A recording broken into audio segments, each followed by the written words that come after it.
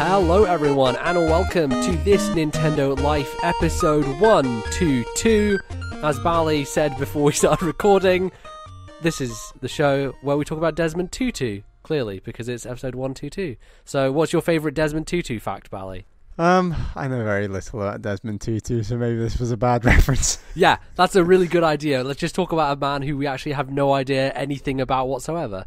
That's a really good way to start off a podcast. I mean, that's what we do on this podcast anyway. Yeah, exactly. We just spout opinions on things we really have no idea about. That's just a regular fare for this show. But hopefully you enjoy listening to us spout our nonsense. It seems like some people do, so that's good. And we're going to do some more of that today.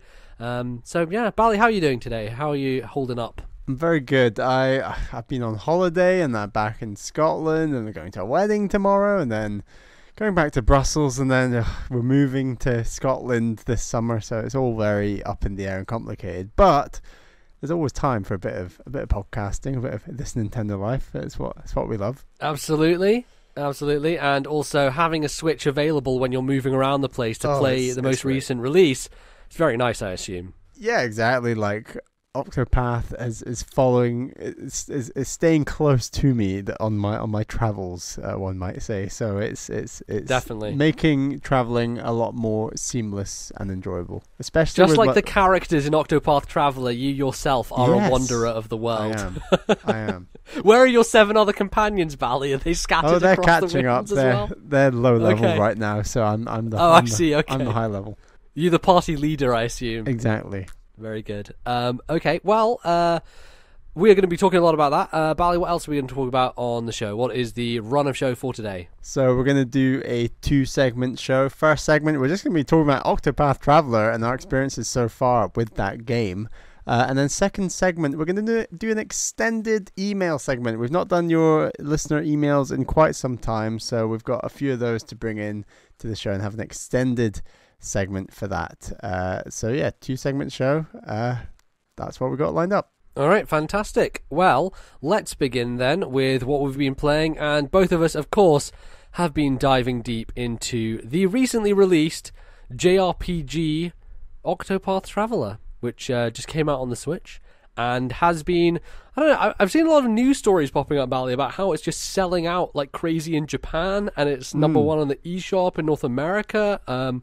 This game seems to be doing particularly well for itself, and I'm not sure why. It maybe is a nostalgia play for a lot of people because it has that very striking look to it, but I don't know, I feel like this may signal some rebirth for the classic JRPG in a sense. It feels like a lot of people are gravitating towards it. Yeah, I mean, my impression was that traditional JRPGs outside of things like Pokemon, so I mean like maybe turn-based RPGs I should say, really don't sell that well on Nintendo systems compared to other games generally, was my impression. They might like get past 1 million units every now and then, but not very often, and this game I'm assuming is going to go well beyond that. I don't know. Yeah, it seems like it has a lot of momentum, and it's funny because, you know, the team that worked on this, I think a lot of people worked on Bravely Default as well, and Bravely Default was a good success critically. I don't know how well it did commercially. I'm sure it did pretty well in Japan, it did okay here, but I think the difference here is the nostalgia for kind of your classic Super Nintendo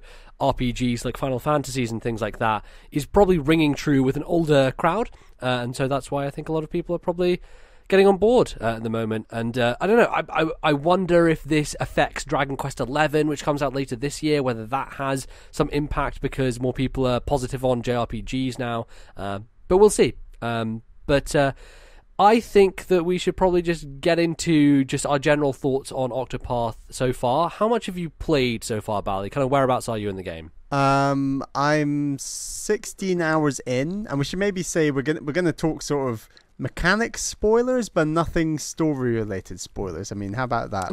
Yeah. So we can give our impressions on the story and how we feel about it generally, but yeah, not gonna spoil anything because people are playing through it right now. It's just come out. So yeah, I'm 16 hours in. I've done all the chapter 1s, got all 8 characters, and I'm just starting my first chapter 2 with Primrose, and it's like getting to that sort of first chapter 2 and the way the enemies ramp up, like there's definitely quite a considerable jump. But so far, like I'm absolutely loving it. I think that battle system is probably the highlight for me. The battle system and the presentation both in terms of that gorgeous art style that we can't hype up enough, and the fully orchestrated soundtrack is just beyond belief, to be honest. It's so strong throughout. Yeah, music in this game is tremendous. I love it. It's exceptional. It's just exactly what I wanted out of this game. There are a few tracks in particular. There's the really somber, like melancholy track that plays. I know the one you mean now. You were mentioning it the other day, and now I know which one. It's multiple times it's come up now, and it's so good. It's really nice. It's with an acoustic guitar, isn't it? I believe so. Yes, I believe it is with an acoustic guitar. And it just has a really nice vibe to it. Kind of reminds me of like a Xenoblade kind of town theme in a way, or maybe kind of Xenoblade 2 has a song that's somewhat similar, that's a cutscene song that I really enjoy as well. Definitely having similar vibes to that series for me, but it still has its own identity, and it's different in its own way. I've really enjoyed that aspect. It's probably the biggest highlight of the game is the soundtrack. I think it's really phenomenal, and that's something that for me is so important to my enjoyment of a JRPG, because as a game where you're going to be playing it a lot and doing a lot of battles and things, you have to have the music be good, otherwise it's going to get on your nerves, like hearing the battle theme again and again forever and ever is bad. And I think the really nice thing is they actually switch it up, don't they? So when you get to chapter 2, the battle theme changes completely to something else, and it's like, oh, now I have some new thing to listen to and get invested in. I'm just really getting good. That new theme, and it's nice that it's stepped up a level, that battle theme, and like it's nice to have something different to listen to that you're going to spend an awful lot of time in battles listening to. So it's nice that it's different. Yes. I think more games need to do that, is like change up, because so many of them are guilty of just having the same battle theme throughout the entire game. So by the end, you're just like, I am sick of this. It is the worst. Kill me now. Kill me now. So I actually want to talk about the presentation a little bit, because for me, it is more of a mixed bag than I was imagining. I can't remember what I thought about it when the original demo came out, but at the moment, it seems like they have thrown a lot of filters and things on the screen that kind of make it less of a crisp experience, and so that's something that bothers me a little bit. So you have the sprites, which feel a bit more blurry than I imagine them to be. Some of the details harder to make out, and I think it's because a lot of what they do is this tilt-shifted look, but it also, what it does is it blurs out the background, so there's a lot of blur on the screen. So all you can see that's kind of more in focus is very little. A lot of the things that you walk towards will shift and change as you get closer, and the blur will move across the screen. And to me, it makes it look like a kind of I don't know, like what did they use to refer to Captain Toad? Like the box garden kind of idea, right? Of like you're looking inside. There is a sense of depth that you're looking into this kind of I don't know, they made a flip-up book for the special edition, didn't they? It's kind of like that effect. Yeah, it literally looks like a storybook, I guess, like you're looking into Yeah, one. Right. And it's really cool that they do all these effects over the top. I know you're a huge fan of Ophelia's town with the snow and the kind of frost on the ground. I really like how it sparkles and it kind of like brings out that quality. And you also have the little snow effects that drift across the screen as well. That stuff is very well done. But I do think overall that they may have slightly overdone it with some of the effects on the screen in terms of that blurring, in terms of making it a little less sharp. Because I think as the sprite work goes, in the menus, it looks really nice. I love the crispness of the sprites in the menus. You just don't get them like that when they're either in the battle scenes or walking around the town. And that may have to do with, I don't know, the resolution on the TV that I was playing on didn't look particularly great. I switched to my monitor, it looked much better on there. But I think so far my only issue with the visuals is that it's not quite as sharp and crisp as I would like it to be for a game like this. I don't know how you feel about that. If you're okay with like the visual stuff going on. Yeah, I definitely maybe am liking it a lot more.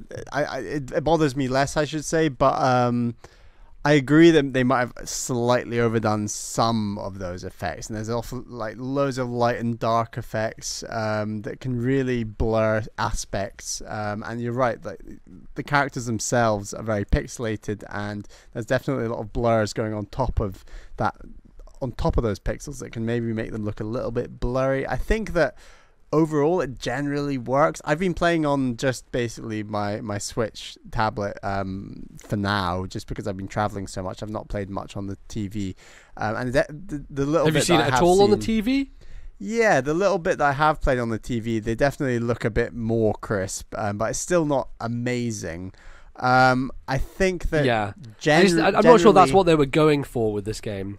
Yeah, no, it's tricky because I think they were going for like, we're going to have really crisp characters in these sort of immersive, more atmospheric worlds, I guess. So it sort of just about works in my view.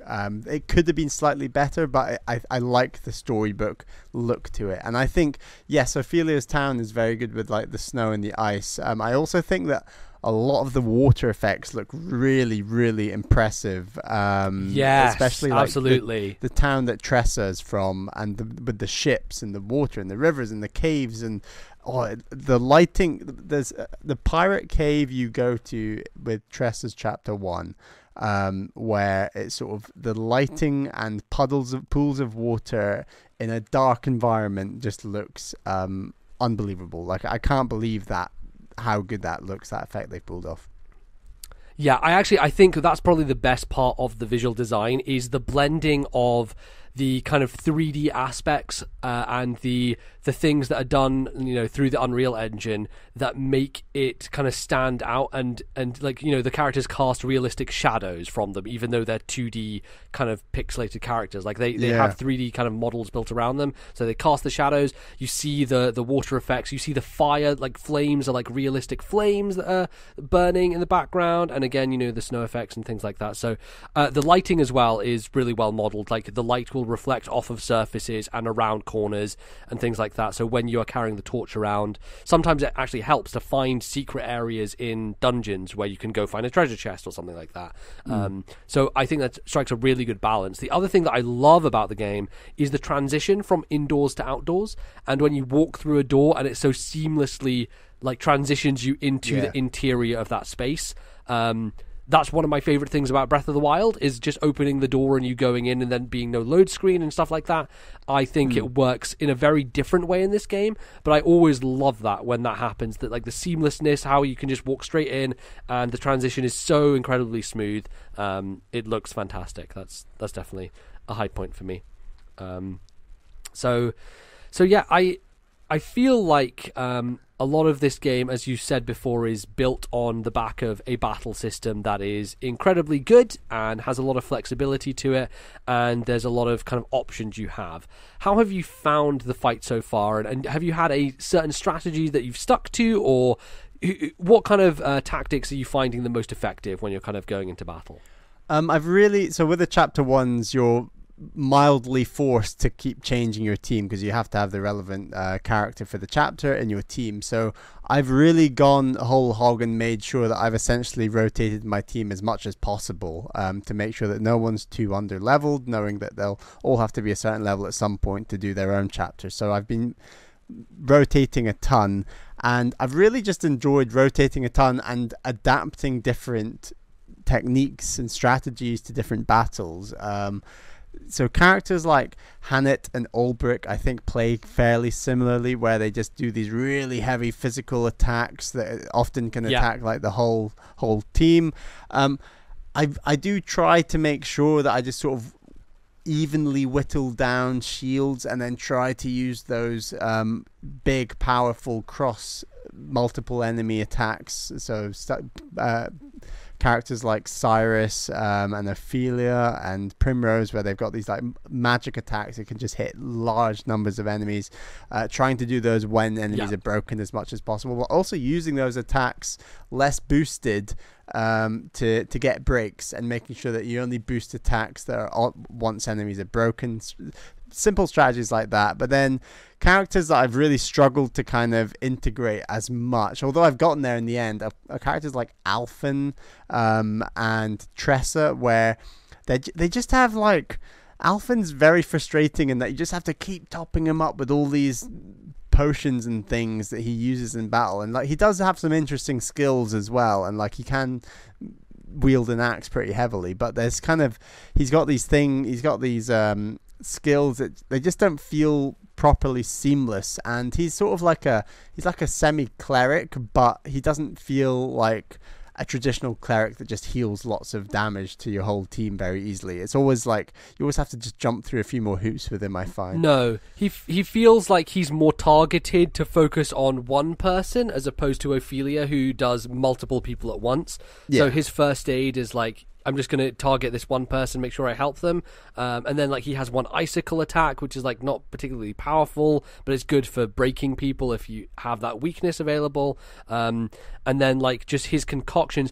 There's this thing I feel about potions in games and making potions that I just never vibe with, you know? I just, in The Witcher, if you're doing like the harder difficulties of The Witcher, it was really important to make potions and use them in battle for specific enemies, like making sure your blade was coated in a certain poison to face an enemy, or making sure that you had taken certain ingredients to increase your power and things like that. And you'd have to make these and kind of craft them yourself. Even in Skyrim, which I've been playing quite a bit of, there is the opportunity to make your own potions in that game as well. And that is a system which I'm just like, I have to remember to get what ingredients and like make sure I'm picking them all up. They're all scattered across my inventory. I don't know what I have. There's something about that style of gameplay that just doesn't fit me, and I think it's just a little bit convoluted for its own good. And that's kind of how I feel about Alphen, in the sense that he can be useful, and you know he can really help you in terms of, I need to get SP on everyone, so there's not really a good item to do that. You can use like a bunch of, I think it's like the group heal for SP with Inspiriting Plums, but it's a very expensive item and you have hardly any of them. But Alphen can make that item with relatively kind of cheap early to get ingredients. So stuff like that, he's very useful in those situations. I feel like he's maybe a little too situational for me at the moment. And I feel like his abilities would be better suited as a secondary job on another character in my party, just to have the flexibility if I needed it, you know? I would say Alphen has the most satisfying noise in the game so far. And what I mean by that is he's got one axe move. It's a skill called amputation. And it makes the most satisfying, like, crunching, like, smashing of an axe sound. Like, I think that is my favorite sound design, like, effect in the whole game so far. Yeah, there's been some good, especially when you break enemies and the rumble kicks in as well. That always is fantastic. I love that. I haven't actually got that skill on him. I actually went for Last Stand, which is the axe attack that hits everyone. Right. Which is, I usually go for the attacks that hit everyone because I like doing that in games. Is like, especially in this game, when enemies have similar weaknesses, doing that with Tressa, especially with the wind spell, has been helpful. Trade Winds, I think it is, the multi-hit one, has been great. So that's what I tend to lean towards. And that's why me starting with Cyrus was actually, I think, a really good idea, because he is so really, really useful. Every time you enter a battle with him, he immediately reveals one weakness of the enemy for every enemy, so you know straight away. He then has a skill called Analyze, which you can actually boost. So on the first turn, if you boost with Analyze, you reveal two of their more weaknesses. So you get two more weaknesses, and you also get to see how much HP they have. But the HP only appears for a second, and it's like in the middle of the screen, so you have to be aware that it's there, and make sure. Yeah, the first time I used that, I was like, well, I missed that completely. Like, I just saw a tiny little bit of text appear for a brief second. It's like, well, I need to be more careful when I use this. It's not great. They should have it so that it kind of stays there so that you know, but I think that, I don't know, it feels, maybe they wanted to do that to increase the tension, but...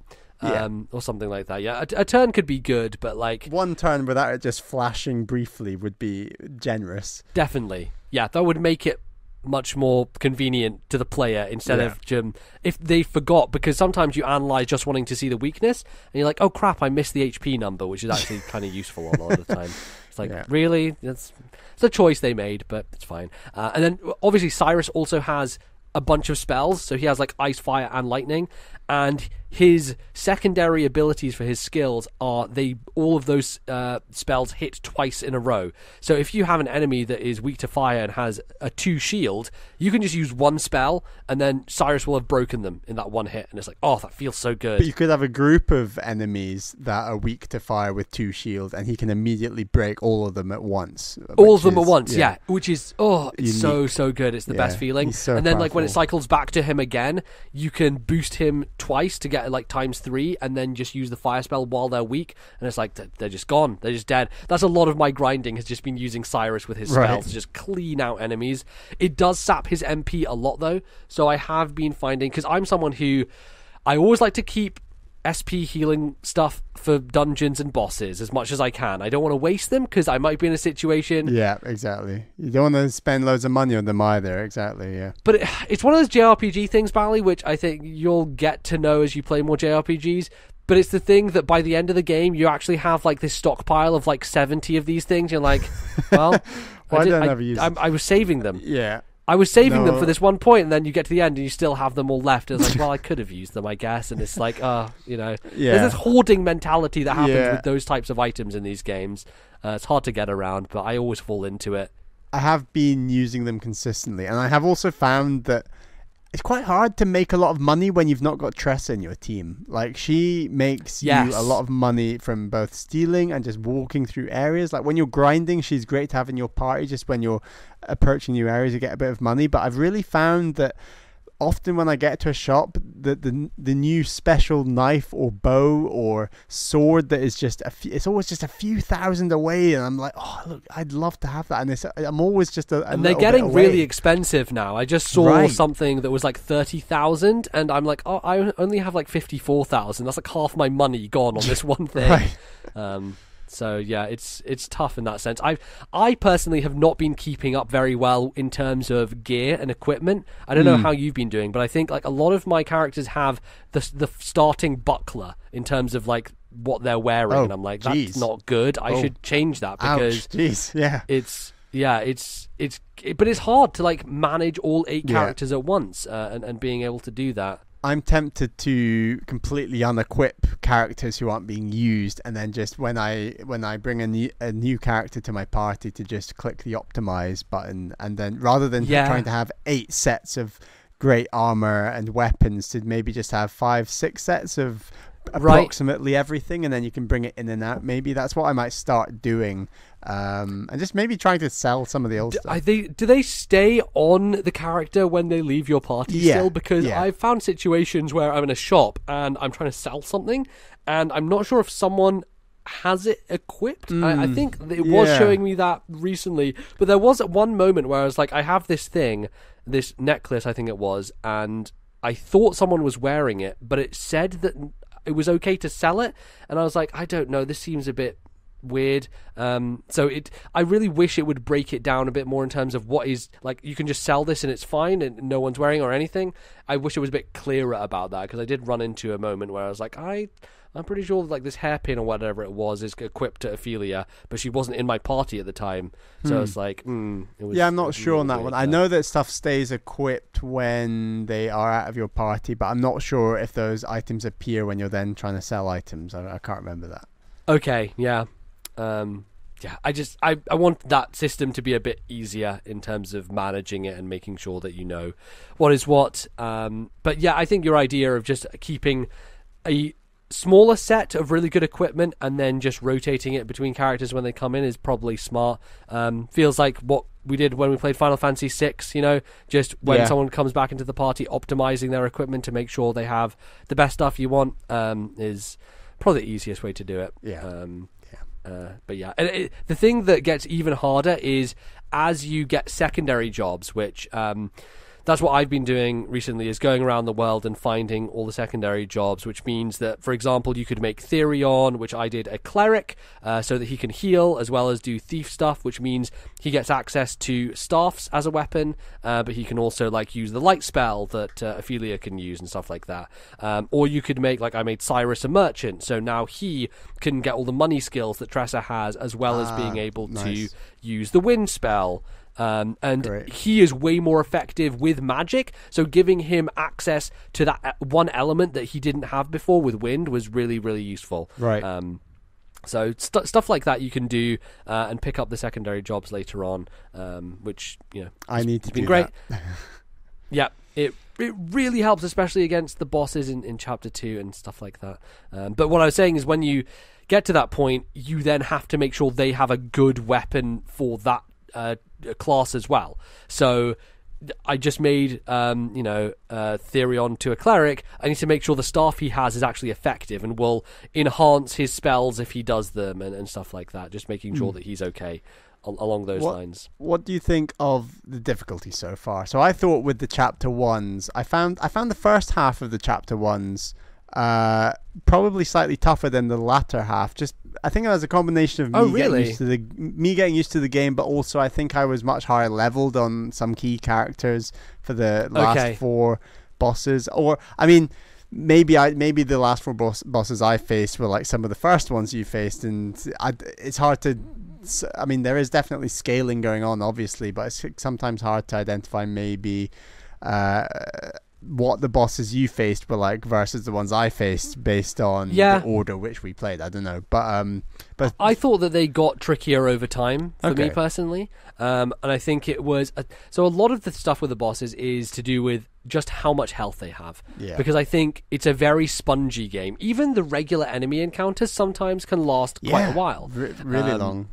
And I think the reason for that is because they want you to use those systems. They want you to break the enemies and then build up enough boost to where you can really smash them with a big hit. And then they want you to do that multiple times, right? So when you're doing it against a boss, it's just happening again and again and again. And then, so the later bosses will start having more phases. So Therion's Chapter 2, which is the only Chapter 2 I've beaten, the boss has 2 minions, and then you kill them, and then you can hit him. So then you can access his kind of abilities and things like that. And then once you get him down to a certain HP amount, then he brings in another enemy that's like a guard in front of him, and you have to deal with 2 at once now, and making sure you're capable of doing that. So they have phases they go through where they'll add different things in and out. But I think it's similar to Xenoblade 2 in the sense that Xenoblade 2 had systems where you were supposed to build things up, right? You were supposed to use your specials to chain to get to a certain element, and then you'd add that element to the enemy, and then you'd start the cycle again to add another one, and then you'd have like multiple of these different elemental orbs surrounding the enemy. Then you do a crazy high chain attack and do like 2 million damage in one hit. And that was kind of why Xenoblade 2's battles lasted so long, is because they really wanted you to dig deep into that system.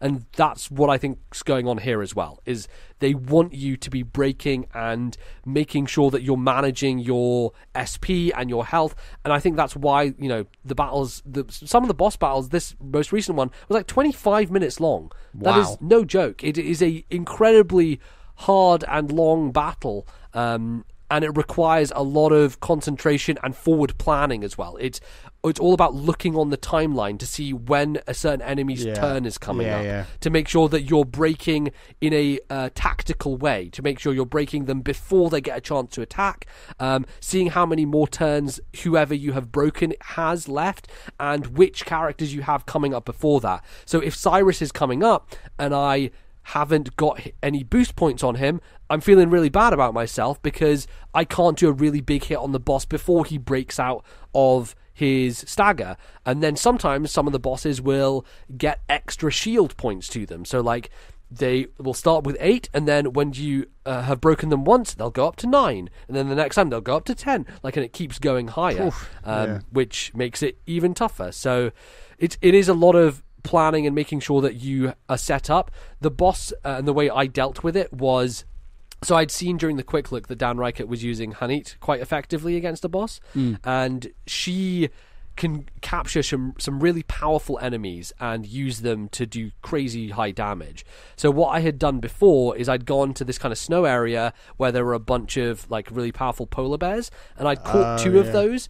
And so I took those polar bears with me into the fight, and what I would do is I would wait until the boss was staggered, make sure that Huneat was like maximum on boost points, and then just max her out on the boost points and throw the bear at the boss, while also beforehand I'd had the boss lowered his defense with Therion with one of his moves, and also buffed Huneat's attack with one of her moves using the warrior class. So I was really like trying to get it in as much of my advantage as possible, and so when the bear like finally slams into the boss, it did like 2,000 damage twice in a row, which was incredibly helpful when the boss has like 30,000 HP to do like 4k in one turn. That's still great. As big of a hit as that is, it's still a long way to go, you know, like it's a lot of strategy. It is, yeah, and so that's why you need to make sure you have multiple of those that you're able to pull out in a fight. Like my most reliable is using Cyrus, and sometimes it will be,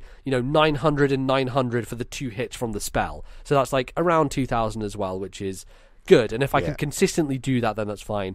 But you have to make sure that by the time you're there with Cyrus with boost points, you have enough SP, because I've come to that point as well. I have the boost points, Cyrus is in the perfect place, shit, his SP is low, I need to give him a plum to boost that as well. So there is a lot of forward planning and making sure that you have everything set up right. I think the battle system is done so well where, like you were saying, lining up which enemy is going to be broken at what point, and it indicates it really well in the way that they like highlight in the timeline, and it's all so clear. Like there's no way that you can muddle it up or mix it up, because it's all just laid out to you so clearly. Yes, very, very good visual design. What was the fight that you struggled with the most so far? I'm trying to remember. Maybe, I don't know, maybe the pirates, they're like a duo. Yes, yeah. They kind of use these moves that make, when you try to attack one of them, it ends up hitting the other one, and vice versa. But I could never work out what the system was there, and I basically overpowered them in the end. I don't think I strategized very well, essentially. Right. But yeah, there's, I think, just random. Often I'll just wander off the beaten path and encounter just crazy hard enemies in the wild that they've really wiped me out a few times. And I've really noticed, going from trying to find the chapter 2 town of Primrose's chapter 2, the route to get there has been just so brutal, and I accept that I'm not using all my highest level characters. I'm trying to level up, like my Cyrus is the lowest in the way that I did him last, so I'm trying to get him leveled up a bit. And yeah, I've really kind of used quite a lot of items just to try and keep them all together, and it's pretty tough. I'm even as hard as the chapter 1 bosses were, and some of them were much harder than others, I think that for chapter 1 in a JRPG, they were actually really tough. And like knowing that chapter 2 is going to be a lot harder than that, and that's only chapter 2 out like 4 chapters in this game for all the characters, like this is going to be a really, really challenging game. And I think I just need to get those extra classes as soon as possible and get some level ups going, because it will just make you so much more flexible and able to deal with situations where otherwise you'd just be like, okay, well, this character can't do anything against his enemy, so I guess I'm wasting a turn. You can have all the strategy in the world, but when I've got 2 people in my team who can only use staffs, I'm just not getting the widespread physical attacks that I need. As good, like I think Hannah is incredible at that. That was my problem when I started out, because I went Cyrus, then down to Tressa, and then back up to Ophelia, and I was like, for the longest time I just had these 2 staff users and then bow and lance, and so I was struggling quite a bit when it came to enemies that were just using physical weaknesses. Right now I've got Cyrus, Primrose, and Ophelia, and like all three of those are single physical weapon wielders, and you just really need like a dual physical weapon wielder in there just to mix things up, because definitely Hannah has an incredible range on physical moves, and that's great, but like she really carries my team a lot at the moment, and she's who I started with, so she's my highest, most powerful. And her snow leopard Lind is just great, as frustrating as it is, because Lind's attacks are random between the pounce and the sweep, which can be frustrating, but generally it works. I haven't figured out yet, is that a sword attack or a lance attack? What is the Lind's? So the pounce is a lance and the sweep is a sword. Okay, yeah, all right, yeah, that covers her nicely as well, because she uses axes and bows, and then if you make her a warrior, she can be more reliable with swords and that's not even including that whole capture mechanic, like you were saying with the polar bear. So you can have reach on every single physical attack if you want, and she can even have like healing captures. So like the whole Pokemon thing coming true again. Definitely, yeah. She's very flexible. I also really like doing that with Primrose and Ophelia, having them bring people in. There was one situation I tweeted about, which I wish I had a video of, which is I just summoned this tavern wench, and she used a bow attack, but she hit everyone on the screen, and she just murders them all in one hit. And I'm like, this tavern wench just like cleaned out this this group of monsters, and it was pretty amazing. So I was like, oh god, that's very useful. And you can get some really useful kind of side characters, but they do have like a limited amount of times you can use them, which is why I think Honey's a little bit overpowered, because you can have like 5 or 6 different kind of creatures, whereas you can only be guiding or alluring one character with Primrose and Ophelia. I think they have like more times you can summon them, like up to 9 times, versus like sometimes the like one of the frost bears I got was only 3 summons. Right, okay. So it depends, I think. My sort of wow, what a moment kind of thing, I tweeted this, was they're like and you compared them to silver or golden slimes from Dragon Quest. Metal slimes? Metal slimes, that's the one.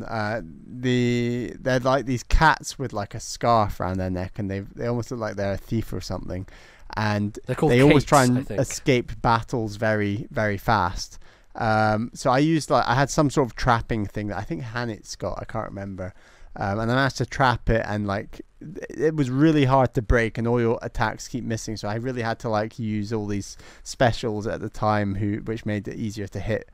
And eventually I beat it, and you get something like 1200, 1100 XP, and my character's just zoomed from like low level 17 to mid level 19 in like one battle, which was just insane. And so stuff like that is just very, very satisfying when you find it. That's the best way to level up in RPGs, is finding that one enemy that basically runs away all the time, but if you kill it, you get so much XP. That was how I beat Dragon Quest VIII. Is I went to this one island where all there was on that island were metal slimes and like king metal slimes and all this shit, and I would just like murdered as many as I could until I got high enough level to where I could deal with the final boss. Otherwise I wouldn't have beaten that fucking game, because the XP grind to the end was just rough. It was just very, very high. Are you scared this game will have an equally challenging XP grind in points later on? Well, you see, I think that's probably the biggest weakness of the game for me so far, and I think it depends on how you've been playing it. But for me, because I was switching out characters a lot and I wanted everyone to be on kind of an equal footing, when I got to the end of the 8 characters, their initial chapter 1s, my highest level character was 16, and I think my lowest was like 12. So in order to get to chapter 2, which like the lowest level for that is 21, I had to do so much grinding. I really just had to push myself to level up and level up and level up. I think maybe I was taking the wrong approach to it. It's probably a better idea to just go around and explore the world a bit, and in the process of that, find the secondary jobs and go and maybe try do some side quests around and stuff like that. I think the side quests are really rubbish in this game, honestly. They don't tell you a lot. They really make it unclear what you have to do. A lot of them are just based around a path action, so you need to use the right path action in order to fix the issue, and there's very little to nothing story that comes out of them. So, and you don't get experience for doing it. Sometimes you just get money and some items potentially, but money, they're just kind of Yeah, they're kind of rubbish, those. Yeah, I want to try more of them to see if I can change my mind on them. But yeah, I agree. I think my playing style and the way I explored the world and the pace at which I was sort of going through, I definitely didn't find the grinding and getting to the next chapter as bad. I mean, I am now at chapter 2, and I am the relevant level, and I'm still finding it very tough. But I think that's partly less to do with my level and just that I need those extra job skills, to be honest. But I agree. Like it's definitely better to make sure like you explore a bit, make sure you try and get all the chests when you see them, to like make sure you just see where that path goes and see what this does. And I've definitely been doing that along the way. And yeah, just I think stopping and trying to level up a little bit more here and there, because you're right, I could see myself getting to that point, and I just thought, take the pace off, just have a little look around here. And I did it gradually, and at no point did I feel like I was grinding for excessive amounts of time. And I think I'm going to try and keep going at that rough pace. And I've been mixing up characters. I feel like maybe the best idea for me is to focus on like a core party of 4 and to go through with them, because they'll level up more effectively if I just keep only those characters around. So I'll get to the point where I am at a good level once I've done all their chapter 2s. That's an interesting idea. Although I'm scared that your last 20 hours of the game, you're going to be playing with just your B team and find it quite frustrating. I don't know. Yeah, but what I could do potentially is like use an overpowered character to carry them through, as well. So that could be helpful potentially. Yeah. But yeah, I mean, could end up just doing it that way. That could be an easier way to do it instead of, because I think the hard thing about that, and why it's such a bummer that there's a grind in between, is that not only are there breaks in the story between all these characters, because you have to do 8 different stories and keep track of them all, but then after that, you then have to wait even longer to get to the next part of the story. So I did Therion second part. His story is okay. There's some intrigue to it. I feel like there's going to be some reveal that happens that has been set up from the start of his story, and I'm pretty certain that that's going to be more interesting than what I'm doing right now. Because right now it's kind of unless it's a few things linking up here and there that I don't want to spoil, but I kind of think, maybe that's going to do this sort of thing. So we'll see. Potentially, yeah, and I think there's a very clear path for Therion right now of like what his objective is and where he is going with it and what is next, essentially. So I know exactly what I'm doing for the next chapters. I'm sure there will be some spanner thrown in the work, and it'll probably be something interesting, but I don't know, it felt like maybe a bit of a letdown that his story wasn't more engaging after I had done all that grinding to get there. I think the stories generally are quite good. They're not. Some of them are much better than others. They vary. But overall, I think they are good, and I'm enjoying them. And I think they'll develop more in chapter 2, obviously. Yeah, and I think one of the benefits of this game is a lot of the stories are not about world-ending consequences. They're very personal. They're about things that the characters are doing for themselves and what relates to them and the world around them. And I think that's actually more refreshing than your classic, there's a god-awful demon, band together and save the world type of idea. It just feels a bit more refreshing in that sense. So I like that idea. I just think some of the stories so far have just not engaged me as much as I wanted to. But there are a few that I'm definitely very interested in. So I want to follow those threads and make sure that I go down those paths. So yeah, so far so good. I've been enjoying it a lot. Any other points that you want to pick up on before we go to break, Bally? Just that there's something so smooth and seamless about this game that I was really hoping would be the case from playing the demo, and I think they've really nailed it in terms of ease of play. And it's absolutely a great handheld game, and I think the save points, even though it's save points and not autosave, although sometimes it does autosave, I've noticed. There are some autosaves, but I don't know how consistent they are. Yeah, like even every area, like even a small kind of screen area will have a save point and you'll be able to save there, so you're never going to be losing progress too easily, and stuff like that is just, easy to pick up and play in as a handheld thing. Just be like, I'm just going to grind a couple battles out. And honestly, like, I complain about the grinding, but one of my favorite things to do is to sit there with the Switch and have a podcast on my computer and just do some mindless grinding while I listen to something else or watch something else. So I think the length of these random encounter battles and the amount of grinding is made so much better by how satisfying and enjoyable the battle system is. Like I find even random encounters are just so satisfying to suss out weaknesses, get the breaks at the right time, and everything from the sound design to the animation of those attacks. It's very, very pleasing to play through. Like it's just the whole package just comes together so well. Definitely. It's a really good game. I think we're both enjoying it a lot, and I think we're both going to just keep playing as much as we can and hopefully get through it. See if we can finish at least one of the stories. I feel like I am going to finish Cyrus's first, probably, just because he's the highest level and he is the main character for me. It's weird that you just kind of choose and you don't realize, oh wait, I can never take this person out of my party. It makes for the idea that they are a little bit over leveled, so like he is way higher. They can come out of your party eventually. So they only come out of your party once you finish their story. So you have to get to the end of their story in order to do that. Right, okay. So yeah, I think that's what I'm going to end up doing, is like finishing his first and then trying to switch up my party so it's a bit more flexible. And I have more people in there.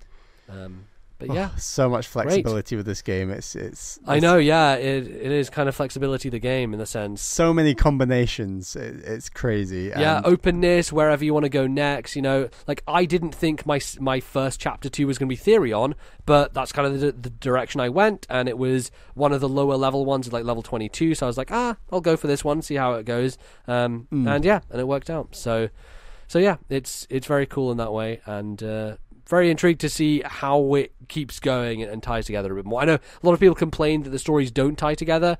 To me, I'm not worried about that. I definitely understand that the world feels less cohesive in that sense because they aren't talking to each other or interacting. But for me, it's more of there's this just blank divide between mechanics and storytelling, and it's just kind of a video game thing. Honestly, it's like we needed to have a party for this RPG, but we actually want to tell individual stories, so we're just going to do it this way. So you have a party, but also that's not relevant to what the story is. So it's kind of the opposite of Donkey Kong Country Tropical Freeze, where like context matters so much. Context here with the mechanics is just thrown completely out the fucking window. If they did 8 small stories that you played beginning to end, it just wouldn't work because they still want to introduce that party structure and mechanics rather than just having a solo character facing down each chapter, right? Story-wise might work better, but because then we'd be back to like Dragon Quest 1, where you have this one character throughout the entire game, and that's it's like the oldest JRPG possible, and didn't have parties back then, but we're past that at this point in time. Gotta have them, gotta party on. So yeah, that is going to be it for what we've been playing. Don't worry, because we'll be back after this break with a bunch of emails from yourselves. So don't go anywhere. We'll be right back.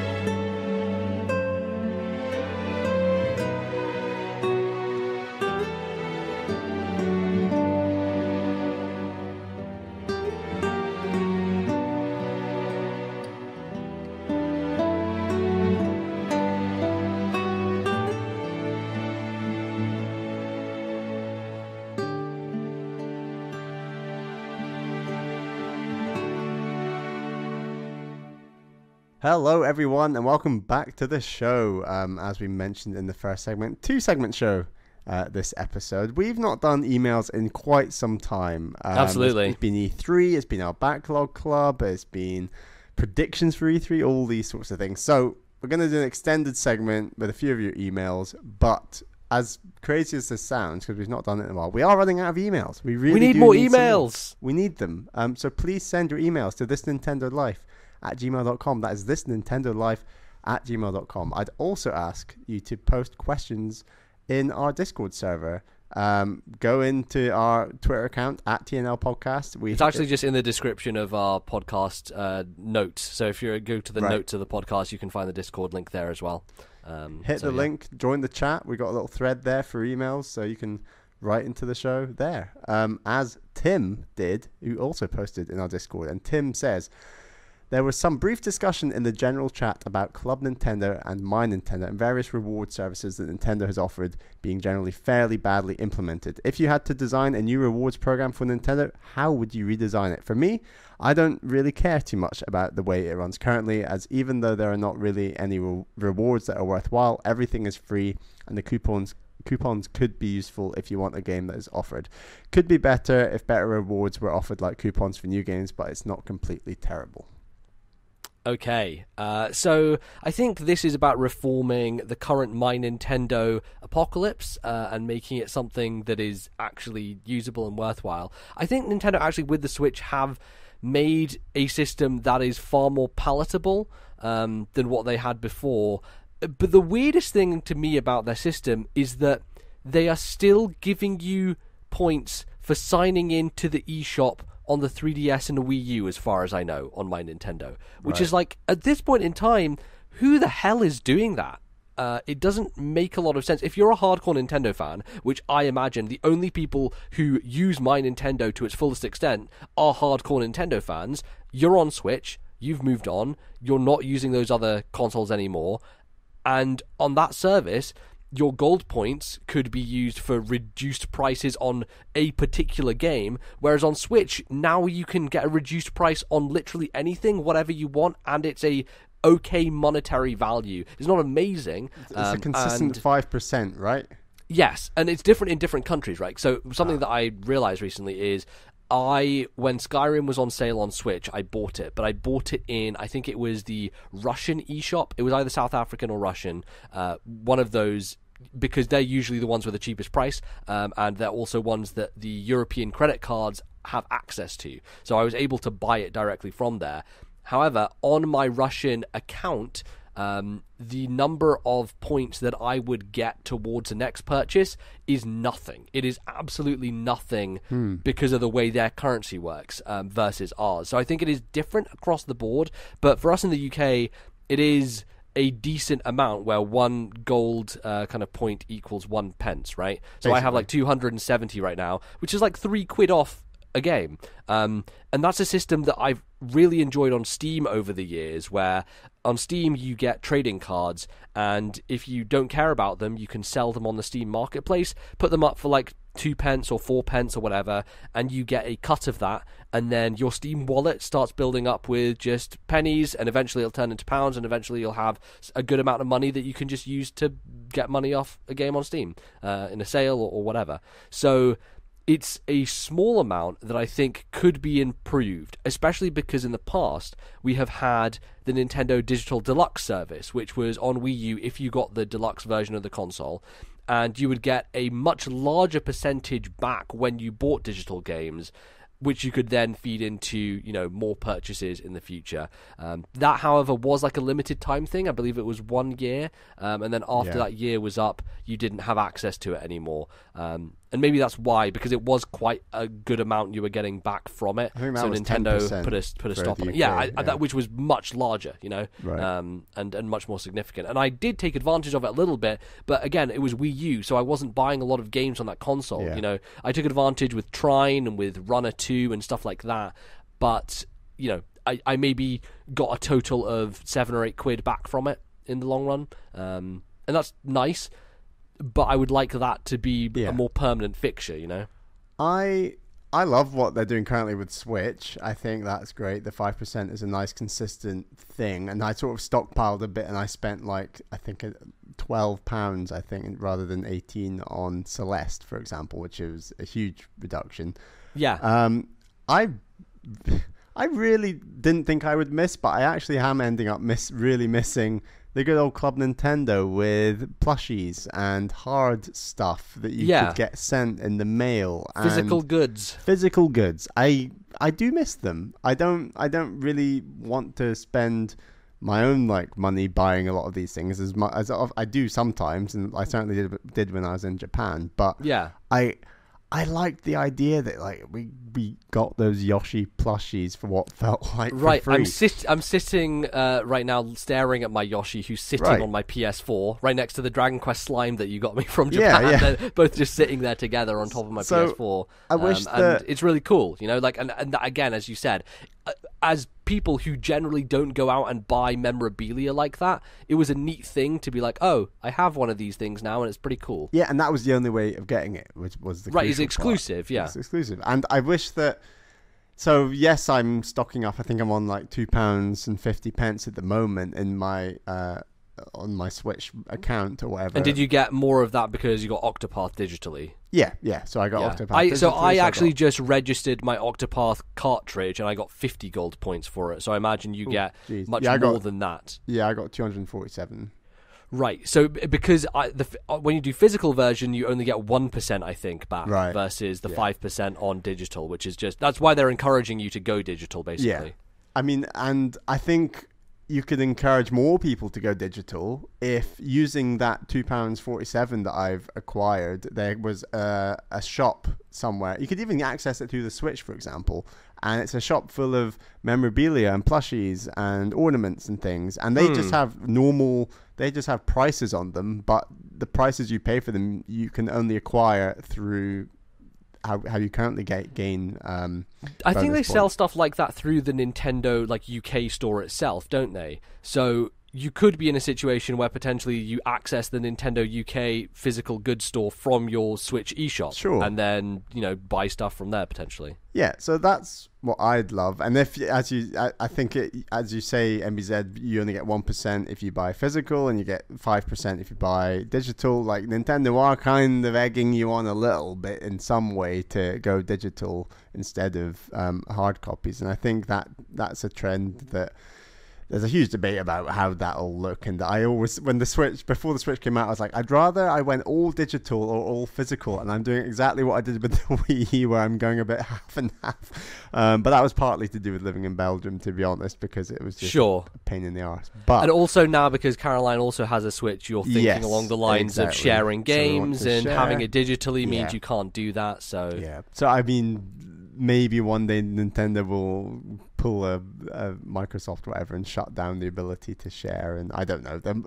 Something might happen in the future that makes it far more realistic to go digital. You might build up accrue way more points, and if you could just have physical things to spend those points on, I completely get that it's a very high cost to those physical goods because they were always sent out for free. So regardless of whether I lived in Antarctica or Edinburgh, I was still getting it sent for free. I mean, I doubt Antarctica was in their postal range. Yeah, well, I think it was mainly because it was from the UK branch that it would probably be sent from their stuff. I appreciate there's not Nintendo branches in every country across the world, and that is very unfair. It makes it a lot more difficult, for those places. Yeah. So I can see why they're not doing it as a high cost, and I think that the Switch is probably quite a bit more successful than a lot of the fan base. There might be a bigger fan base now, I'm saying, than there was when it came to sort of those invested in Club Nintendo and that market. Yeah, definitely. It's I think it's actually much smarter for them to do it this way, and it is actually a benefit that you don't get on other systems, right? I think people complain a lot about it because Nintendo has had a history of giving things away through these programs that they've created, but honestly, getting money back on stuff that you're spending money on is better than you can do on PSN. Like, if you buy a game on PSN, you're not getting added stuff to your wallet to go towards a new purchase.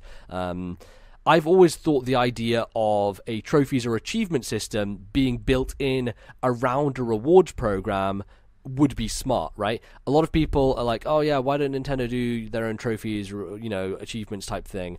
And I've always thought along the lines of, if they were to ever do that system, what they should do is they should build it around their Club Nintendo or their My Nintendo, whatever they have at the time, and reward you with gold points for getting achievements. Yeah. So if you got all the achievements or whatever in a game, you would get a huge amount of gold points, and that would be a monetary incentive for you to really go after those. Because for me personally, achievements, whatever, bragging rights, trophies, doesn't matter to me whatsoever, because it's just a digital thing that has no meaning. Like, you can brag about it, but unless there are other people around who care about trophies and achievements, it's not really a thing. Yeah. It's not of any importance. So having the ability to benefit monetarily from that, I would be way more motivated. I would be someone who's like, okay, maybe I will platinum / get full achievement points, whatever they call it, in this Nintendo game, get the star or whatever. I think they would brand it probably around Mario stuff with like stars and mushrooms and nonsense, because then I would be gaining money to buy new games and spend on new games. I think it would actually benefit their entire ecosystem and get more people spending more money on games digitally. Yeah, and I mean, you could even link that ecosystem to the hard physical goods like the plushies and link it all together. Yes. And I've heard both of these ideas floated around before, and I refuse to believe that Nintendo aren't already considering ideas like this. They've just either not thought that it's economically worthwhile, or there's some cost that they think is not beneficial, or there's a whole host of things. I think it's just too good for the consumer is what it is. Like, Nintendo tend to not make moves that are great for the consumer in terms of, like, well, they hardly consumer, ever. But I mean, it would benefit the hardest of the core the most.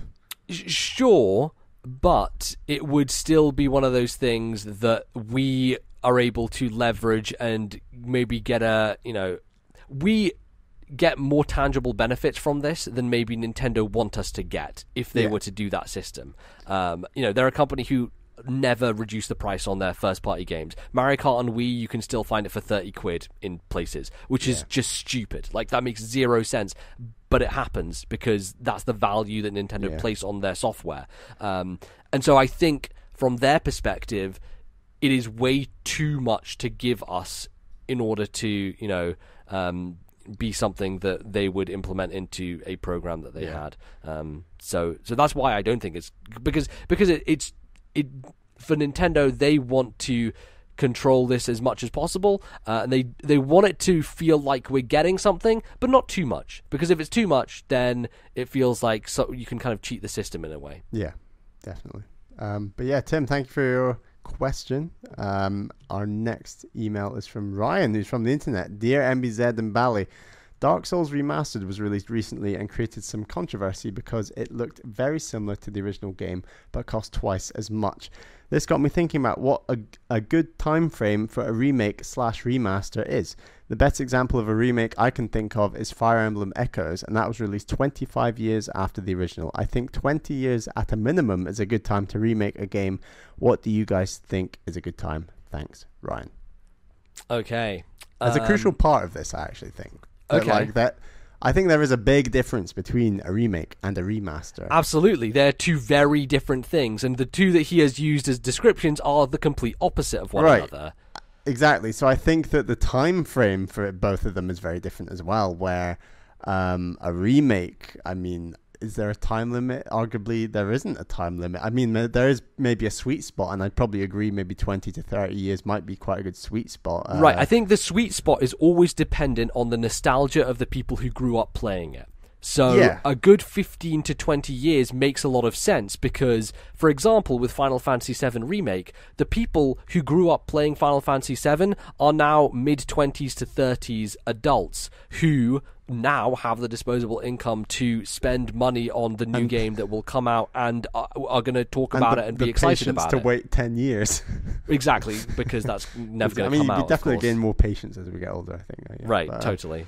Yeah, and I also think the remasters, what's one of my favorite remasters? I don't know, Wind Waker HD. I think that Yes. the time frame or something like that, I believe, was Wind Waker came out in 2002. Yeah. And then the remaster came out in what, 2012, 13? So like 14, I think. 14, roughly Yeah. 10 to 11, 12 years, I think. And that was a very good remaster. Like they really sorted out a lot of bulk and issues with that game, made it look great. And for the time frame, it just felt like a really good remaster. It didn't feel like necessarily it was a remake entirely, but They did add things though that made it much more clean and easy to play. So, you know, things like the Swift Sail and reducing the Triforce quest at the end to something much more manageable. Absolutely. Were really good additions and smart additions, but they weren't a full over-the-top complete remastering of or remaking of the entire systems of the game. Whereas something like Fire Emblem Echoes is so visually different and mechanically different, even though like a lot of the core mechanics remained from that original.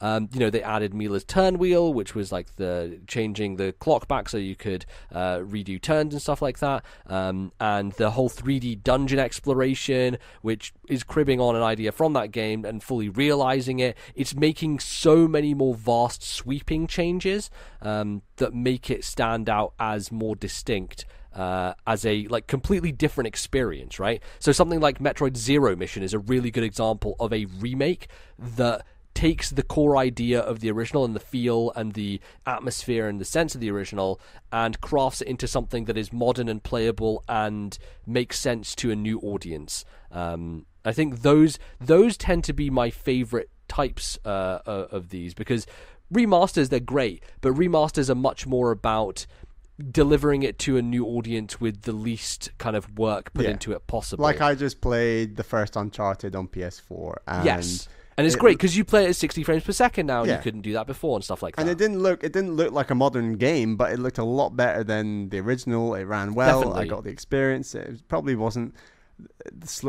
You could probably turn that game around by a developer fairly fast compared to, you know, building a game from the ground up, for example, or a remake. Right. And on that note, Naughty Dog actually used The Last of Us as a measure for how to kind of deal with the PS4 hardware. That remaster came out literally 1 year after the original on PS4.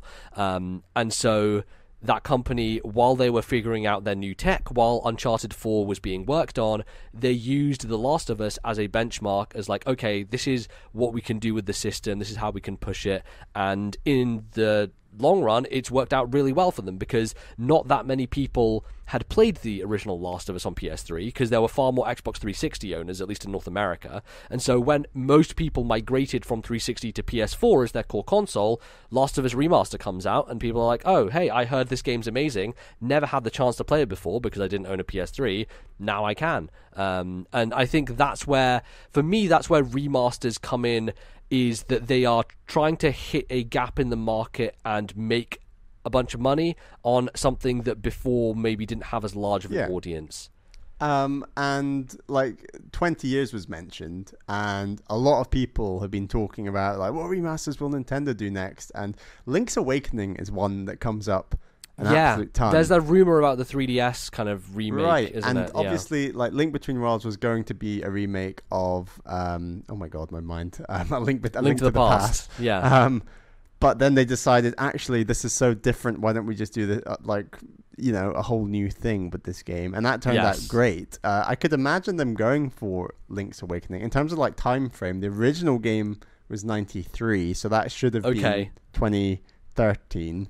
So we've missed that opportunity. But then the Game Boy Color remake, so it's already been remastered or remade. I guess that would be more a remaster. Although there is a whole extra dungeon, so I guess for the time it's probably a remake. That was 98, 99 in EU. Mm-hmm. So I guess like next year would be the 20 years, or this year, or like around 2020. That could be a good time slot for it. So potentially, that sort of sweet spot is made where a generation have grown up on the game, and then it's come around where they're playing games as they're becoming older, and then, like your Final Fantasy VII example. Exactly, yeah. And it's kind of trying to hit people who maybe missed it the first time around. The thing with Fire Emblem Echoes that makes it interesting is it's a game that never actually came out in the West. It was a Japan-only game. And so in some senses, that's a completely brand new game to most people. It was to me. So, I think that that's also a avenue that can be gone down. What if Mother 3 is just never going to come out and they're going to remake it? Right, like Mother 3 started people development as an N64 game in the first place, right? So, they could possibly snazz it up a bit more, make it a Switch game. I don't know how people would feel about that, because I think people love the original way too much for it to be, touched and changed in any way. But that's possible, definitely possible. I guess we'll see. What was the last remake Nintendo did? Twilight Princess? They did Twilight Princess, which was far more of a remastering than anything else. They didn't unlike Wind Waker, they didn't do large sweeping changes. I know they reduced the amount of tiers of light you needed to collect in those sections. It was a shorter time gap as well, I guess. So definitely. Because Twilight Princess, a few years after Wind Waker, so that one was more recent. I don't know if you count what they're doing on Switch as remasters. Then Mario Kart 8 Deluxe. How could we forget Metroid 2? Samus right, Returns. yes, Samus Returns. That's a really good example. We talked about Zero Mission, but Samus Returns is, again, an example of a remake that has been modernized and changed, but still keeps the core of what that original game was, and adds a whole bunch of different stuff, chase sequences and bosses that just weren't in the original, and obviously everyone compares it to AM2R, and that again being a remake in a different way. So I think that Nintendo do this quite often, and I feel like Nintendo, every time they do this, they try to make significant changes and differences, even if it is with more of a remaster like Wind Waker. You can see that they've done stuff to make it a better experience. And then, when they do the ground up remakes, they really go for it, like with Zero Mission, Samus Returns, and Echoes. and a bunch of others. Echoes, which is really good. I feel that they definitely in this era right now are leveraging a lot of their old stuff because no one played it in the last few years. Like Wii U games coming to Switch. It's hard to say that those are remasters or anything along those lines. They're just like re-releases, basically. It's basically it's basically just being a re-release, because Mario Kart 8 Deluxe, it probably runs a bit better, looks a bit better on Switch, but honestly, there's not a huge difference in terms of how that game plays. It's the same game, essentially. Captain Toad's just come out. That's got some new levels, Captain Toad is new levels, but also kind of the same game. So can we call those remasters? I don't know. We're in a weird place with Nintendo right now in particular, because they're leveraging a lot of the games on the previous systems.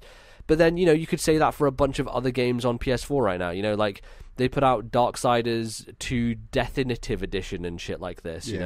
They are putting out games from the previous generation again. Nintendo might be like, why would we do a complete upheaval of Link's Awakening for something like Nintendo Switch when we could very quickly just get 3D World straight over onto the Switch and exactly. I mean, I think both of those games are quite likely to maybe happen in 2019 or something, and you could probably get quite a quick turnaround. How do you feel about the gap closing on this stuff right now? Because we're in year 2 and we've had a bevy of re-releases, remasters, things on the Switch that have been on previous systems before, from third parties as well, ports in a lot of senses, but Skyrim is based on the remastered version of Skyrim, even though it probably doesn't have all the lighting and textures from the actual remastered version.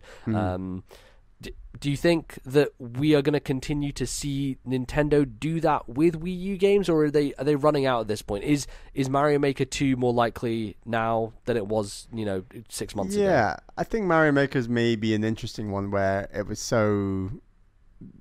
It's very hard to replicate in the same way, where I think the amount you'd have to maybe jig it and change it, they'd want to do a complete remake or a Splatoon 2 equivalent sort of thing to that game. Right. On the rest and stuff like 3D World, I think it's all dependent on how well the current ports are doing. And to my knowledge, most of them are selling pretty well.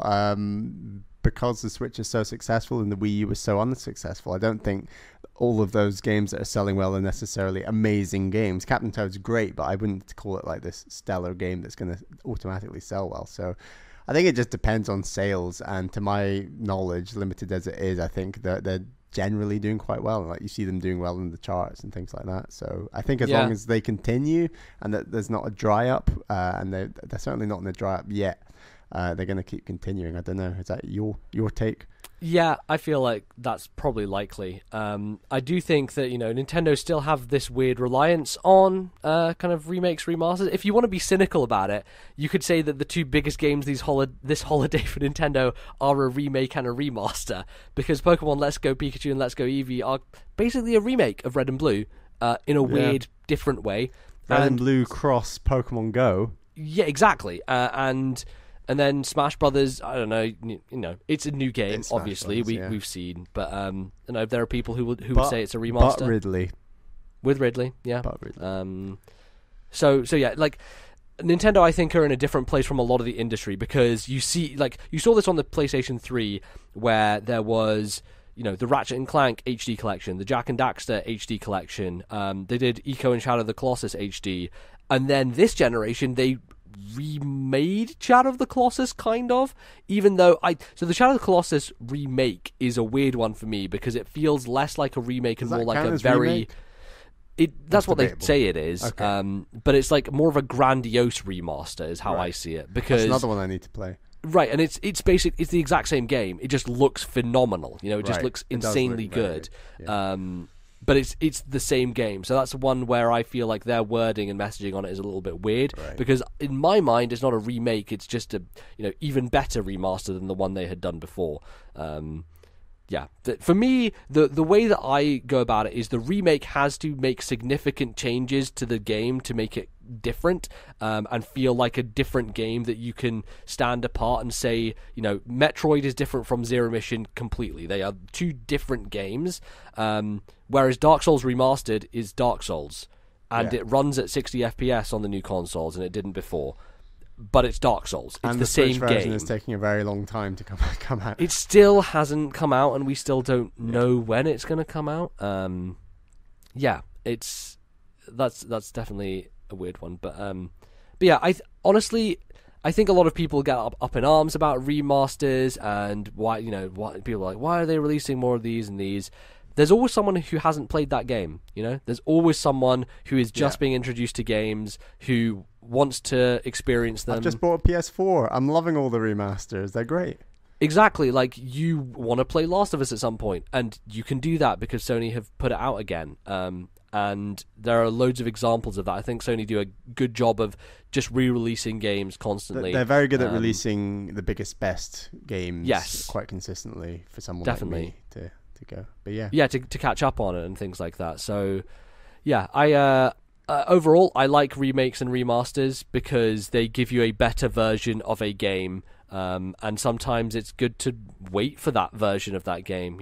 Like, I've never played Dark Souls before. I'm going to play the remastered version if I ever do play it. It's the most effective version of that game right now. Backlog Club. Oh God, Jesus! That'd be tough. Do you want to kill us, Bally? Do you want to end this show? I think I'd rather a shorter game or a less. Just a little bit, That'd be good. But yeah, Ryan, thank you very much for your question. Before we end this question, what is your number one remake/remaster that you want from Nintendo? I would say mine is probably Metroid Fusion. But I want it to be done not in the Samus Returns 3D art style. I want it to be like Octopath or something with high pixel Octopath. craziness. Yeah. I don't.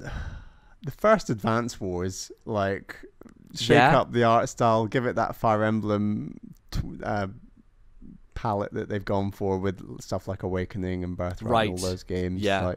Just brush that up, get it out, see how much people take to it, and then that could be their decision whether they go for any more Advance Wars ever again in the future. Mm-hmm. I don't know. But I would love to get on this Link's Awakening bandwagon. If that does happen, that would be a good game to go back to. Because there's elements of that game I absolutely loved, but there's some elements that the more we sort of went into Oracle and Oracle of Seasons and Ages, like those games kind of made Link's Awakening feel a bit more tired, and I'd like to see what they could do with that game if they remade it. The correct answer to this question is, of course, Mario Sunshine, which doesn't need to be remastered, because if it was remastered, people would realize that it's an ass game that no one would like. But maybe they're scared about that same question from Mario 64. Yeah, maybe. Maybe both of them could do with a remake. I think if you approach Mario Sunshine again, it has to be a remake. It has to, because there is so much stuff in that game that has aged phenomenally poorly, and needs to be addressed and changed. So I would put my money on Mario Sunshine as a kind of complete redo. I'd love them to do that. I just think that 3D World port is way too easy and obvious for them. Yeah, right now at this current moment, like cost effectiveness and all of that. Obviously, that could come out next month if they wanted. Pretty much, yeah. They can, yeah. I mean, Captain Toad came out pretty quick. But yeah, Brian. So great question. We look forward to the next remakes and remasters. So thanks for that. Our next email is from a friend of the show, Liam Robertson. Hey guys, great job on the show as always. I heard on your previous episode that a listener wrote in asking about Nintendo potentially having a car racing series of their own, similar to how Microsoft has Forza. The two of you suggested F-Zero as an alternative, but this question prompted me to write to you about a Nintendo car racing game you may not have even heard of that I would love to see come to Switch. In 2017, Nintendo published a reboot of the Cruisin series in arcades. It was developed by Raw Thrills and is pretty much everything I could want out of a Nintendo arcade racer. It features a boost system and morphing environments similar to Excite Truck and is a whole lot of fun. It has recently been cropping up in arcades all over the UK, and I would recommend giving it a shot if you happen to see it.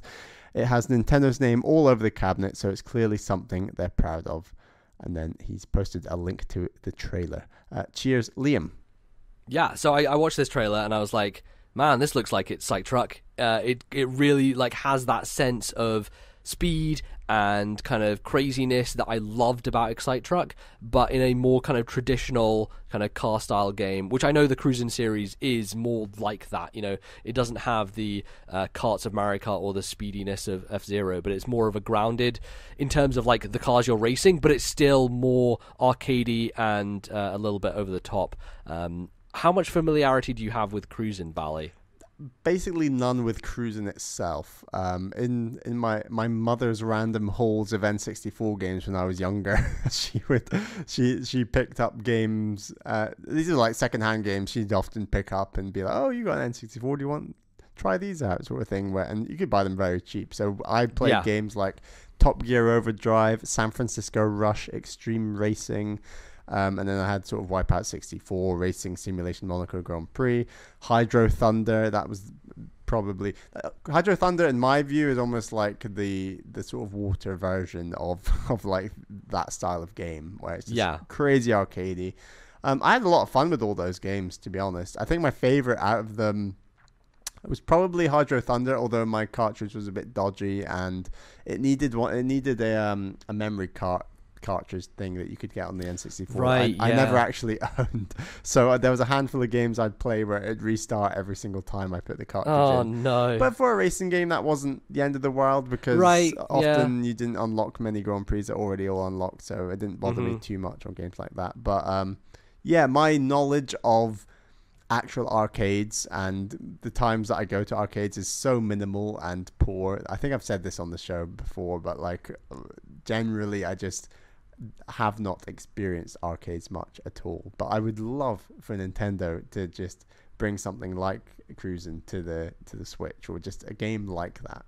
Yeah, it really does evoke that sense that I had when I first played Excite Truck on Wii of, this is a really cool racing game that is different from a lot of the stuff that I've seen, and I want to see them bring Excite Truck or an Excite game to Switch as well. An arcade driving style game, because I think Mario Kart has almost gone so far in its own thing that it's hard to describe it as an arcade racer. It's just, it's a very different. I think arcade implies that the cars are semi-realistic but doing crazy arcadey things. Maybe. Exactly, like so, easy to drive and like feel good to drift and things like that. Yeah, so like Excite Truck is perfect. I think Wave Race is actually a lot more realistic than these kind of arcadey style, like something like Hydro Thunder, which is also on water. Like it just feels so much more simplistic and arcadey and easy to control than something like Wave Race, which is when you actually start playing a game like Wave Race Blue Storm on GameCube, you're actually shocked at how intricate and finicky, I think, is a good word to I wasn't describe shocked, Bally. I played it as a child and was scarred for life. Emmys has been disqualified again. God, I'm just so shit at those games. I suck. I'm awful at them. But this is why this game interests me so much more, because I could beat you at Excite Truck. You know, it was one of those few racing games where I could actually beat you at it, and it thrilled me so much that I was able to do that. It also had a track in Scotland. It did, yes. Oh god, yeah. They had multiple tracks in Scotland as well. It's like the castle in that track. It was like the bloody Great Wall of China. It's like there's no castle like this. It was very exaggerated over the top. It's hilarious, but. I definitely think that stuff like this they should be bringing to Switch, and if I see this in an arcade, I will absolutely give it a go. I actually recently saw the Mario Kart GP game in an arcade, and I thought we were going to come back to it later, so I was like, I'll give it a go later. We didn't end up going back there, so I actually never gave it a go. I really want to play that game still. I just still haven't played it. That is something we need to do, MBZ, is just bring, like, I don't know, 20, 30 quid and just do not leave an arcade until it's all gone, and just do a show about what we played and what we enjoyed and what worked. Definitely. We need to find one, though, like a good arcade in the UK. There will definitely be good ones in London. If you have recommendations of arcades in the UK, send them to us and we can give a look into that, because that would be a really fun thing to do. Ideally in Edinburgh and London, those are our best options. Definitely, and of course, when we end up going to Japan, that's what we're gonna spend a lot of time trying out. Sure.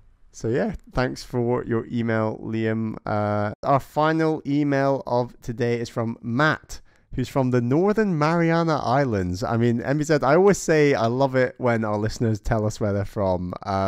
And it's because of gems like this, like from Matt, like the Northern Mariana Islands. I had to look this up, and it's like halfway between between like Guam and Japan.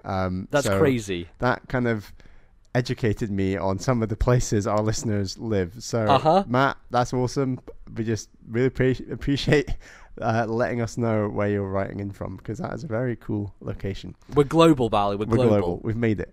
Hello, MBZ and Bally. I started listening to the podcast since 2015 when I searched for something Zelda related on YouTube, and your Minish Cap retrospective came up. I've been hooked ever since. Your commentary has re-energized my passion for gaming, as I took a hiatus from video games. I did not know what to pick up and play 3 years ago, and your recommendations for games really helps. Anyways, on to my question.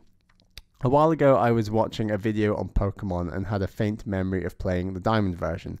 As I thought about it more, I kept slowly remembering my progress in the game and all the Pokemon I had caught. I then realized that I had actually beaten the game and caught the legendaries. It was a weird sense of amnesia. I enjoyed the game and obviously put quite a bit of hours into it, but had completely forgotten about it, even though I remember vividly other games I've played. I don't know if it's just because it came at a time when Pokemon fell off my radar, or I just started to not play as consistently. Do you guys have video games? Have a video game that has slipped your memory for whatever reason, even though you put a lot of time into it? If so, what do you think caused the game to be forgetful? Keep up the great work. I look forward to more podcasts, Matt. Well, thank you very much, Matt, and glad to have re-energized you to play some games. I think that helped me when I started listening to podcasts back in 2010, 11. When I started listening to RFN, I was like, I want to play loads of games, because these guys like play games all the time. I want to get into it. So yeah, great that we can do that for you.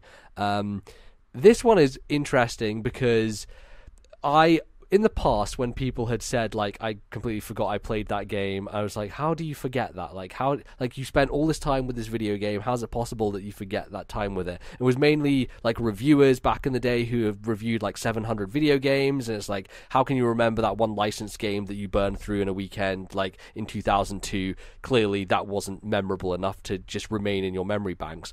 And the more I play more video games, it's less that I forget what I did in the game. It's more that I forget how many games I've played, and until it's brought up, I'm like, oh right, I did play that video game. So it's more on that end, but there are a few in terms of like games that I know I've played, but I can't really remember much about them at all. We've said numerous times that I definitely did not beat many games before we started the podcast, and so I would say that all the games that I've played since starting the podcast, I can actually remember most of them really well. And I think that even just having a podcast and subconsciously, because I do sort of like a lot of tweeting for the show and this sort of thing, so I'm constantly looking back over previous episodes, like often I'm looking at sort of show structures and trying to replicate formats and things like for new ideas and all sorts of things. But essentially I'm looking back through episodes, not necessarily listening to them all, but I have like a rough idea in my head of like what I played when. And the second, and we also, as a podcast, it's a literal like diary of everything you have played in the last like 4 or 5 years. Exactly. So I do like the idea that I can go back and see what I thought about game X at any point in time, and I do have a general sense of when I talked about every game. So like my backloggery currently says I've beaten 155 games. So it's all the games sort of from my childhood that I might not have logged in backloggery, and other things that I think I've probably spent the most time in, and I guess not forgotten, but just don't think about very much. And ultimately I've probably spent whole weekends of my childhood playing them. Like before I even had my first home console was an N64, second-hand one. But before that, my parents had a PC, and then they'd occasionally buy me a game here and there for the PC, and then when I'd be out shopping with them or something, we'd pick up a PC game. So games like, I had a Spider-Man game on PC that I played a lot of. I have a really vivid image in my mind of you swinging through a city on that Spider-Man game. Right, yeah. And that was, years later after that, we played Spider-Man 2, and that's such a good time. But Lego Racers was another one I sunk a ton of time into on the PC. And then stuff like SimCity was another game I played a lot on PC. And there were loads of games that I can't really remember the names of. I had some, I remember this one quite distinctly because we've talked about it so many times since, but stuff like Gungan Frontier and just these, most of these games were really bad, and I think even the good ones will have aged awfully. And looking back at Lego Racer, because it's for some reason it's appeared in my knowledge sort of on trailers and things on YouTube here and there. I think it was actually when Liam Robertson did his Bionicle stuff, and then there was some other YouTube video that sort of talked about some other Lego games, and one of them talked about the Lego recommended videos on the side. Exactly. And I looked in at this Lego Racers, I'm like, that looks awful. But at the time, I was like, this is the best game ever. Like, this is amazing. And then I think the game I probably spent the most time playing in the first few years of owning an N64, when I was just playing by myself, was actually probably World Cup 98. Wow, okay. I played so much of that game. I'd play a whole World Cup in one sitting. And that would take up like half a Saturday or like a whole Saturday morning. That was all I'd play. And I definitely wish had sunk my teeth into a JRPG or something at the time, but it just wasn't what I was into then. But so many games that I've just kind of forgotten, but now that this question's come, I've tried to remember. Yeah, it's funny that you brought up Liam's Bionicles video, because while I was watching that was a nostalgia slap it was in the a face. massive.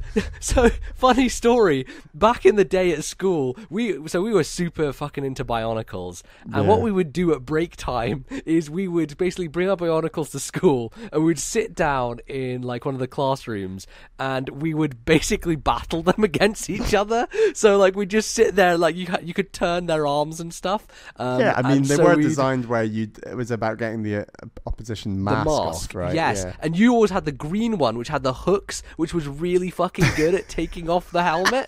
And so, like, me with my shitty... So I would use the blue one most of the time, and I had a shield and a sword, and it just wouldn't be effective at taking off your mask. And yet every time you would, like, get the little flick, like, hook behind my mask and take it off. It was actually... The white one had a shield and sword. The blue one had 2 hooks for the oh, wait, you're right. The blue one did have 2 hooks. So maybe that was me thinking of something else. But I do remember the green one having a similar thing that you were doing to me, and I was really annoyed by it.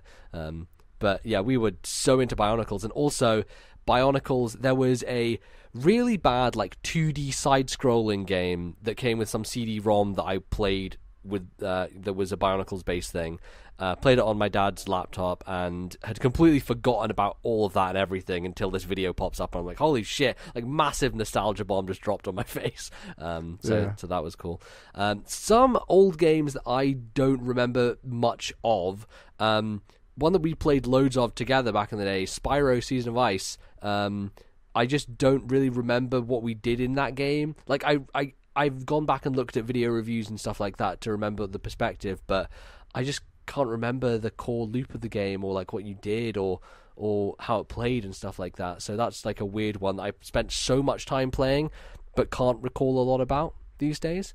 More recent ones is like when I was playing a lot of DS games, like when I had, using my Ace card because I'd got that for doing Pokemon stuff, and I was like downloading a bunch of DS games like a goddamn filthy pirate. And I played, so on RFN they had recommended a Spider-Man game that was basically a Metroidvania, and it was called Spider-Man Shattered Dimensions. And it was really good. Like I enjoyed playing it, but I played it over like a weekend while listening to podcasts, and I don't remember really anything about it. I remember it was fun and it was good. It had a good like swinging system and a decent like combat system and everything. And it was a bit more linear than your standard Metroidvania, but it was still, had some openness to it. But I don't remember much of that game. I just remember I played through it and I was like, that was fun. I enjoyed that. Mortal Kombat Armageddon on Wii. A game that I bought because... I remember you having that, yeah. Yes. So it's a really bad game. It is a fighting game in the Mortal Kombat universe that used Wii motion controls. So a lot of the attacks you would do were using like half circles and like motions in order to do them, and it was very difficult to pull off. It was hard to kind of control properly. Everything just had to be Wiimotes and swinging arms then, didn't it? It was just so annoying. It did. Like all games just put it in no matter what. Right, and so like this technical fighting game that shouldn't really have used that at all, that was the main way that you played it, and it was weird. The reason I bought it is because like I had the success of on GameCube being like, oh, Soul Calibur looks cool, so I'm going to buy that, and it turned out that I loved Soul Calibur. And then I was like, for Wii, I was like, I want to do the same thing. There's a cool fighting game coming out. I want a cool fighting game. So I got Mortal Kombat Armageddon, and turns out, no, not very good. And I don't remember a lot about it. There's actually a whole single-player mode in that game that I never went back to that's more of a kind of isometric fighting, like a brawler. That's not a fighting game in any way. It's like kind of top down, and you use... When did that come out? It was like, 2008 maybe earlier than that, 2007 potentially. But yeah, I didn't... Like, I played a really good amount of it, but I don't remember a lot about it.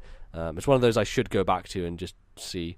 One that I played tons of, especially the multiplayer, but not a lot of single player, is one of the first games I got for my GameCube, which is Star Wars Jedi Knight 2, Jedi Outcast. Yes. You have to beat that game sometime. I probably should. I could probably just get it on PC now. It's aged it's badly. a much better version. Maybe. It's one of those games that, I was not good enough at shooters, and it was more of a shooter than it was kind of a Star Wars lightsaber game. The reason I played so much of it was me and one of our friends from school used to we used to play loads of like 007 Nightfire together and like lots of multiplayer stuff like that. and we would also play loads of multiplayer Jedi Knight 2, which would involve us putting on the cheats to make us invincible Jedis and just go around slaughtering all these freaking NPCs and just like enemies on the map. We'd basically just set it to all bots, and it would just be us two versus all the bots, and we'd just go around murdering them all. It was really good. There was lots of like fun maps in there. I think one of the maps was actually reminiscent of the place in Naboo where they fight Darth Maul. Feed. Feed, yeah. But like the generator kind of area. Yeah, the generator. And like places like that, it was really fun. I don't recall a huge amount about that. I just remember having a lot of fun playing that multiplayer. A really recent one is last year I played Injustice Gods Among Us, and until I checked my backloggery, I'd completely forgotten I'd even played that game. So really? There you go. Yeah, but like I played it was fun, and now, I remember everything about it, but I just forgotten I'd played it. It's one of those games I played and I just like was done with, and then, if you asked me to like make a list of like games I played last year, I don't think I would have said that game, it wouldn't have come up in that sense. Yeah. So it's more about like forgetting that I'd actually played the game than what I'd done in it. And I think the best example of a game that I loved to death, but can't remember a fucking thing about is Tearaway. Tearaway is a game for PlayStation Vita that took the is pictures and you you took pictures of your face and you did lots of arts and crafts things, and it used the back touch of the Vita, and such a wonderful, creative, awesome game. One of the best games, I think probably the best game Media Molecule has made, because I like Little Big Planet, but I'm not a huge fan of it. A lot of people have a big issue with how it feels and the platforming and yeah, Little Big Planet, people don't like the physics and stuff like that, but Tearaway is amazing. It's such an incredible game, and you can actually get a remastered version of it, speaking of remasters, on PS4, and it does, obviously it can't replicate some of the camera stuff and some of the back touchscreen stuff, but they made it work more for the PS4 as a system. Cool. So yeah, if you haven't experienced Tearaway, you should play that remaster, because it pretty much gives you the same or similar experience, but I just can't remember anything about Tearaway. I just remember I loved it and it was awesome, but I don't remember much about the level design or the areas or anything. I just remember it being great. So that's a really weird one. But yeah, you should play Tearaway. I know in my heart that it's amazing and you should play it, but can't tell you why. Can't remember anything about it. So there you go. There's one of those ones. So yeah. All right, well, that was a lot of emails we got through today. We're going to need some more, though, so please keep sending them in. Where can they send them to, Bally? Please send them to ThisNintendoLife@gmail.com. That is ThisNintendoLife@gmail.com. We always need more, and especially now. And obviously, also send them to our Discord server. Link in the description, or you can also access that link from our Twitter account @TNL Podcast. That's @TNL Podcast. Jump in there. Write us an email. We'd love it. Absolutely. You can find us in various places. You can find me on the internet @LordNBZ. Where can they find you, Bally? I'm on Twitter @Ballyman91, BALLYMAN91. Fantastic. We also, of course, need to thank our patrons for helping us with the production and everything on this show.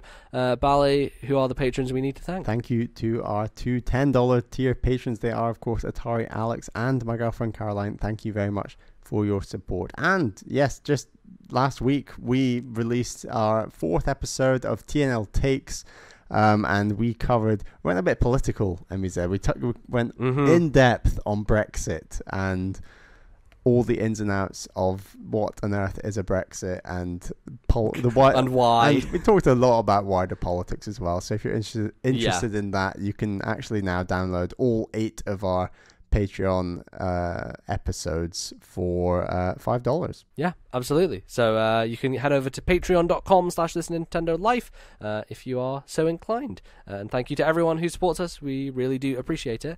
You can find the show in various places. We are on iTunes, on Stitcher, we're on YouTube, youtube.com/ThisNintendoLife. That goes up usually on Fridays after the show on the Monday. And yeah, if you would review us, give us some ratings on iTunes, that would be highly appreciated. That's how we get out to more people. Or just review us on wherever you listen to our show, because I mean you can review us on lots of other things as well. That would always help the show. Probably, yeah. I don't know where those places are, but if you can review us on things that aren't iTunes, then things like I want to say stuff like Podbean. That's a good one. Maybe, yeah, Things like sure. That. Yeah. I don't know. I'm just gonna nod along and agree. Yeah. Probably. There are places, if you can find somewhere that reviews podcasts, then just do that. That's probably the best thing to do, because it widens the scope. Spread the word. So yeah, that is going to be us for today's show. Thank you all very much for listening. We'll be back in a couple of weeks' time with some more. But until then, thank you, and see you next time. Bye-bye.